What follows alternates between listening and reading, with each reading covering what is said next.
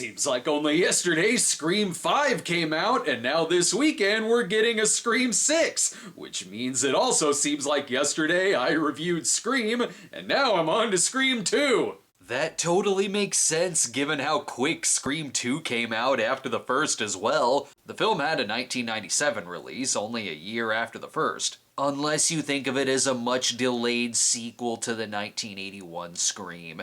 Returning to the film were director Wes Craven and writer Kevin Williamson, who already did have an outline for sequels when he was pitching the first, which works out. The film was put into production while the first was being released. Because of this, and other reasons we'll get into, the script was often rewritten during filming, and it had a pretty fast-paced schedule. All you need to know is that it's set 2 years after the previous, which, funny enough, the sequel was made so fast that means it's set in the future, and Sydney and friends are off to college, where there is another killer, because these characters meet more killers than a mystery television series. Or in this case, a movie series, since the events of the first have been turned into a movie called Stab. What the hell, I'm jealous of the gimmicks. I didn't even get a collectible popcorn bucket. Oh no, must resist urge to make video topical. Must make timeless low-down dirty shame reference instead, or another series. All I'm saying is that the horror genre is historical for excluding the African-American element. Someone has yet to see the true heroism of Raj in Night of the Demons. Well, her character seems like a lot. What's this? Stab souvenirs. The studio sent them. And it's white. Oh yeah, I'm sure you'd love it if the killer was in a black mask. This screening looks annoying. Midnight audiences are more behaved. Christ, this is the reaction the producers wanted out of the Oogie Loves. Also, Stab is a shot-for-shot remake of Psycho, though directed by Robert Rodriguez, I guess, since he directed portions of the movie within the movie. What does that have to do with the plot of the story, her being butt-ass? Why would you take her to this movie? It's like taking my grandma to Body Heat. I love that the Stab movies are major theatrical events, but look like if the first film were a Lifetime movie. I am on Jada's side here, though. Bitch, hang the phone up and start 69 his ass. Damn. Oh, what? Is she making too much noise? Rowdy, drunk-ass audience? It's getting far too scary. She's gonna have to leave, get her money back, and sit in William Castle's Coward's Corner from Homicidal. Just the sounds from the theater scare the shit out of her. Wait till she sees the concession prices. She found some friends, however. I am not going back in there. No, it's not just a movie. It's a true story. All these kids got killed a couple years ago. Do these people just show up to the movie to complain? I would never do that. There is one winner here, the usher who handed them the masks. That was the winner of an MTV contest to be in the movie. The loser was in Home Alone 3. It was a mistake to leak laughing gas into the audience, but hopefully they'll crash soon. They're so obsessed with the movie, yet didn't go to the bathroom beforehand? Just wait until the movie starts. Sometimes I get the movies confused. Is this the one where the character gets stabbed by a penis through a glory hole, or is that Scary Movie? The scene was originally more graphic, but without the intent of it really being used, Wes Craven shot some cartoonishly brutal scenes for the MPAA. That way they'd ask him to take out scenes he never wanted in, so he could release his version. I do like how she does get into the movie, but the audience will be mad when it turns out Heather Graham only has a cameo at the beginning. And when the killer does the old Mickey Rourke diner trick and puts his penis in the popcorn. I like too that the audience is so wild, it does make sense that none of them even see someone murdered right there. Probably because about 5 people have already died in this room already. It's just part of the show. I remember when I went to see Babylon and an elephant stampeded through the theater. And thus Jada Pinkett is killed by what the internet thinks jokes do to people. Aw, damn it, I got dated. Still, this was necessary for the audience to finally settle their asses down. Wait, Scream 2 is starting? What about the rest of Stab? Anyway, on to every establishing shot in a Dimension horror film. And Sydney not having time for the killer's shit again. Hello? Hello, Sydney. What's your favorite scary movie? For the last time, I told you it's the dorm that dripped blood. No, defeated by his worst nightmare. Caller ID. Then she finds out who the killer is and the credits roll. On the plus side, Cotton was cleared for killing her mom. You can tell they're writing the movie as it's going along. Kevin Williamson is right there interviewing him. But Maureen and Phil's death have hit the news. This is fantastic. We can watch our offensive movies without anyone bitching.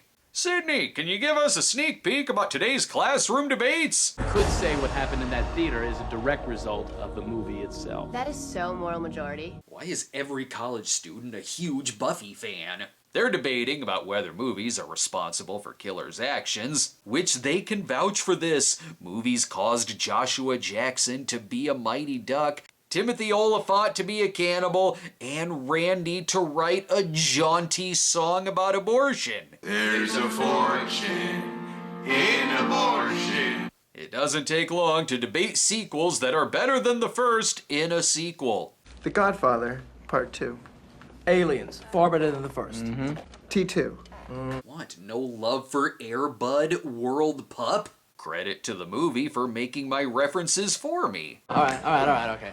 House 2, the second story. Oh yeah, I bet everyone in there has strong opinions about House 2. She wants Randy to take these murders seriously, while Randy is getting the hell out of there before the class brings up Son of the Mask. Who could it be this time? Could it be the star of the MTV film Joe's Red Herring? Gail Weathers is still around though, possibly bringing in another sacrificial cameraman. Slow down, I just made a Joe's Apartment reference. I'm not ready for a Roseanne reference. I'm Debbie Salt. I took your seminar in Chicago. She's the killer. They're double protected here because they got double the Dewey. The chief is played by David's dad, Louis Arquette. Oh wait, there will probably be two killers again. Make the other one Oliphant. We finally have another familiar face though, and not the Mean Girls. Dewey? It's Travolta from Broken Arrow, obviously! Yes, they did use Hans Zimmer's score from Broken Arrow for some Dewey scenes. Originally, it was meant to just be a placeholder during test screenings, but audiences liked it so much they kept it in. Sure, he wants to talk about a potential killer, but also wants to avoid possible spoilers for Stab 2. Gail has other plans to make a good story, though. Well, I was hoping I might get just a few words with you. By making the worst surprise blind date show ever. Oh, Sydney, share with us, please.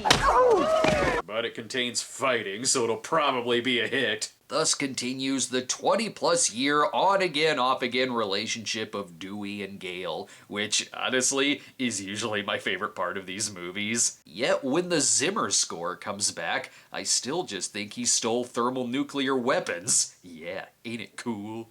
I am feeling this chemistry. I'm sorry. Don't make any sudden movements around David. Meanwhile, in the establishing shot from every 90s comedy, this party has everything. Girl Scout cookies, sorority girls literally named Portia, the killer from Urban Legend, and most importantly, no crank calls. That's saved for the sober sister. There's this. How do you think? Damn it, Christy Swanson, what did I tell you about calling me? No multiverse crossover. Give the killer in these movies some credit. They are very good at keeping someone on the line. They should work for hostage negotiators. It's unfortunate she's being chased by the killer, despite taking precautions by making sure everyone knew what she did last summer. This house is riddled with jump scares, and more rowdy theater goers clearly lost on their way to the Stab screening. It's what she gets for breaking the house rules, particularly the sign that says no living. He doesn't even bother asking her favorite scary movie. It's gonna be The Grudge. Let's just move on to the death scene.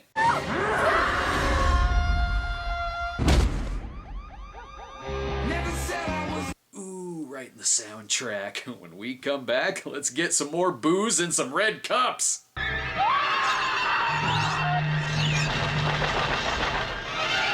Pranks. When the kidding stops, the killing starts. We're back, and I'm telling you, Stu could be back as the killer. After all, Matthew Lillard is right there. No joke, this kinda is supposed to be Stu, as one of the ideas for Scream 3 was that he was gonna be back as the killer. Finally, someone is putting a stop to this. This is supposed to be a college party, but there's yet to be a single toga, not one streaker, no one filming the girls' showers, and not one pillow fight. All these shenanigans are even making the cameraman nervous. I was brought here to do an interview, not Faces of Death 14. You're in luck. If it's Faces of Death, that means it's all fake. I want to go to college. The houses are nice. They all look like my grandparents' house, including the crank phone calls. Then why don't you show your face, you fucking coward? My pleasure. Whew, glad you led me to that one quick. Would have been awkward just standing here hoping you wouldn't see me. It's okay, he's fine. Put Charlie back. We still have both of our O'Connells. Sydney has not learned to go with her instincts. It would be too obvious if Jerry was the killer. Go with the man with the crazy eyes. Or Officer Zodiac Killer. Turns out the victims have similar names to the characters from the first movie, so arrest anyone in this town named Stu or Skeet. Can't remember Skeet's name in the first. Just go with Skeet. It's more memorable. Sadly, we get the college breakup scene, where she leaves him because of his reluctance to write God is dead for the atheist professor's assignment. And Debbie Salt is questioning whether Dewey is the killer. She's swaying the media while he's doing what he can to put all of this in his high 8 shot on Shitty-O knockoff. It's important they point out who the officers are too, considering everyone here looks 30, no matter how hip they act. Hey, I think I love you, so what am I saying? Dad, get down. We know you're a narc. He's even giving her his Greek letters. I'll protect you. And with Sarah Michelle Gellar's passing, they could only use a sound-alike for Bittersweet Symphony. And what did I tell you about the fake movie looking lifetimey? Tori Spelling plays Sydney, and Luke Wilson has distinct college rapist hair. They say Dewey is played by David Schwimmer, so I guess Friends does exist in the Scream universe, unless Kissing a Fool was that big of a hit. And maybe Schwimmer owed him a favor after Dewey was on Friends. We gotta get to our rules scene though. It is a sequel, so that means the body count will be bigger, there will be more gore, and more chances for movie profiling. Mickey, the freaky Tarantino film student. Case in point, his role in Once Upon a Time in Hollywood. I love David Arquette's reactions. I love actors who act like they're doing impressions of themselves. The Joel character is one of my favorites too. Here he actually is nervous since he just found out the last cameraman was murdered. And if you thought Titanic was the David Warner movie of December of '97, throw him in Scream 2 as well. If the ship sinks, he can handcuff Randy to some pipes. And what in the world is this play they're rehearsing? It looks like the opening scene of Scream 2 if done by Jodorowsky. Randy said nothing of survivors in the sequel being unsafe from interpretive dance. It's following the sequel rules of staying alive. She gets freaked out from the simulated stabbing, but really we're surprised it didn't happen sooner. We're very shocked she even tried out for this play. When we come back, she and Jerry are on the outs again, like they're the Zach and Kelly of the school. I've seen enough tragedy and disaster to make you want to upchuck in your shorts. House 2. The second story. This place gives me the creeps. We're back and we're halfway through the movie, which is an hour in. That's right, it's a 2-hour slasher film. It'd been a while since I'd seen this movie, so when I saw it was 2 hours, I honestly didn't know if I had an uncut version of the movie. It does do a good job with these characters though, where you do feel like you truly get to know them, even if they have little screen time. I still have some questions. Ever since those nude pictures on the internet. It was just my head. It was Jennifer Aniston's body. Anyway. See, Friends does exist here, but I'm waiting for a reference to Matthew Perry and Sydney in 3 to Tango. Even some of the lines are very Friends. Okay, so what do you want to do, bonehead? Well, I don't know. Bonehead. Classic Ross and Monica sibling rivalry. But now it's Randy's turn to out-horror trivia the killer. What's your favorite scary movie? Showgirls. Absolutely frightening. Please, he secretly loves Showgirls. And yes, he talks some campus horror movies. A House in Sorority Row. Doing the Trip Blood. Graduation day. Final exam. Wrong. Fatal Games, asshole. And don't jump random students, just look for a mysterious van. Wait, I said look for the mysterious van, don't stand next to it. Yes, Randy may be dead, but it's okay. He shot video of himself talking about the rules for a trilogy just in case there's another killer and they do another movie afterwards. The movie is kind of accurate. The audience I saw this with in the theater did scream very loudly when Randy was killed off. And witnessing the terrifying connection in receiving instant messages. Hold on, in 30 minutes the dick pics will finally come through. I even like the story about Cotton being sinister about wanting his 15 minutes of fame. He even scored an interview with Diane Sawyer. There's a lot of cleverness here, not just going along with the different tropes of a sequel, but also characters like him wanting to be quasi-famous because of their ties to the original murders, and working it in that he's another red herring. She's just sad, however, because who's gonna break it to Randy's niece? Plus, they'll have to investigate it themselves. The station is a little behind, not on their cases, but on putting the backgrounds in on these pictures. On with the case! Who's doing this, Dewey? Timothy Oliphant and Laurie Metcalf. No surprise who the smartest character is, though. Here's your footage. Enjoy. See ya. Wouldn't want to be ya. He stayed up all night coming up with a 90s put down. His second option was, I'll be your cameraman, Gail. Not. And the Hans Zimmer score has sealed the deal. They're gonna stop the train, which will send the bomb flying into the killer's chest. With lines like this, I could be a detective. There's gotta be a VCR around here somewhere. If I had a nickel for every time I said that, I'd be broke. I got a VCR right here. Sure, there's a killer around, but my God, just kiss her, you fool! The music says this is the best romance since Travolta and Christian Slater. I know they were together in real life, but still, their chemistry in all of these is really good. So much so, there's no way they're gonna die in this. If they had Randy around, he'd tell them that Dewey has to die years later when he's categorized as a legacy character. I also always forget there was a Scream television series. Never saw it. Maybe I should sometime.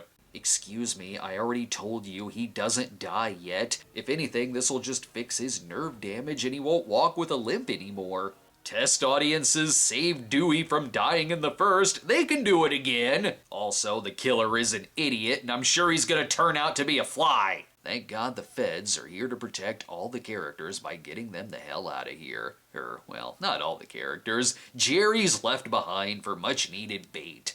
And by that, I mean his fraternity brothers are gonna punish him by stuffing worms up his ass and putting him in a tank of catfish. And how is it that the video studio is more protected than the FBI car? See, bet you wish you were with Jerry getting crucified with beer sprayed in your face now, huh? Only one way out of this car wreck. Open the gate and sneak past the killer.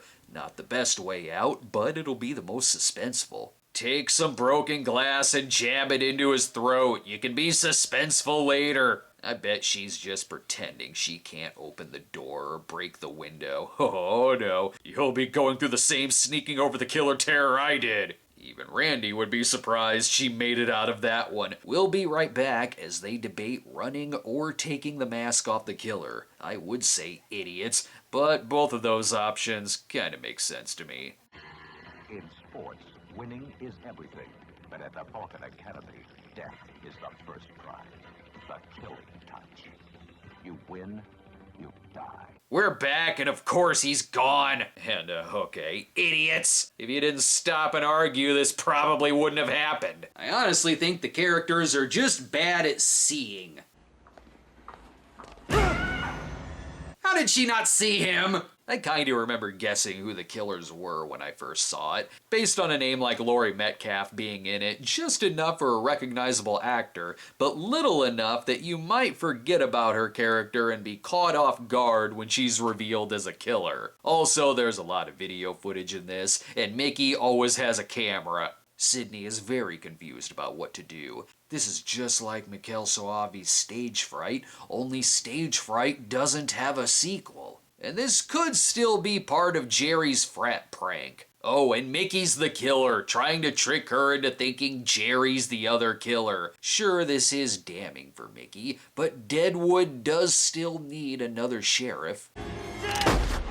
See, he's a great shot. He's got the job. The other reason a lot was written as the movie was going along was that it was an early example of a movie that had internet leaks while in production, and many of those leaks included the identity of the killers. Because of this, rewrites needed to happen, and they were mostly working from a partial script. Precautions were also taken on the killer's identity, such as multiple endings being shot, and the cast also not getting the last 10 pages of the script. In the end, it worked out. It's still a good movie. It's smart how they also give him a 90s motivation, like blaming the movies on his actions so he can have the religious right pay for his legal fees and prop him up as a victim. With the first movie, it was one where I got tired of the knockoffs and kind of took that out on the first, then warmed up to it over time. Scream 2, though, is one that I always did like. It plays with sequel tropes enough to where it's clever, and not doing it too much to where it gets too obvious and overbearing for its own good. And Mickey's a fun killer, too. And also the other killer.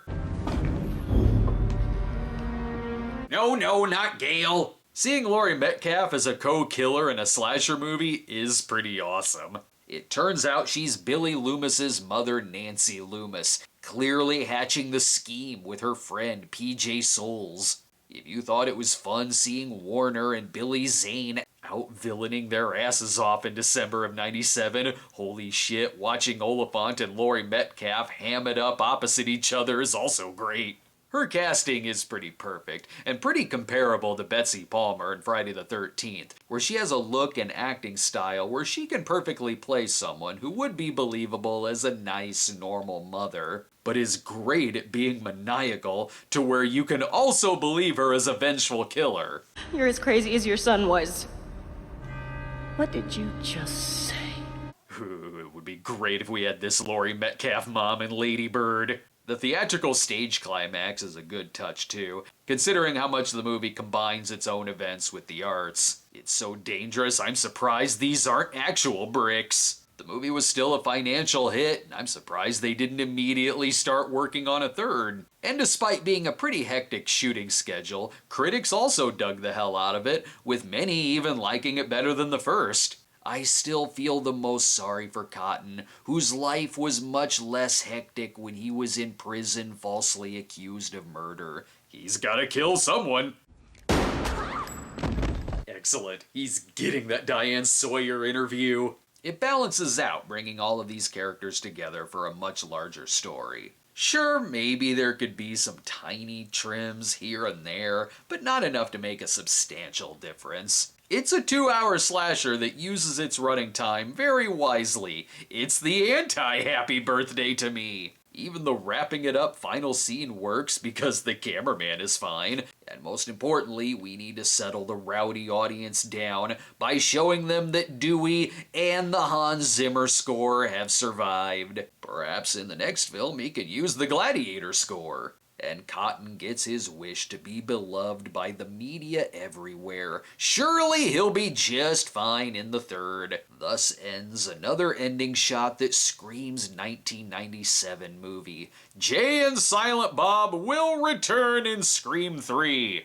As for me, I got a sequel next week, and it's a sequel to a sequel. Leprechaun is going back to the hood. The only rule is that it's gonna suck. Deputy Dewey oozed with inexperience.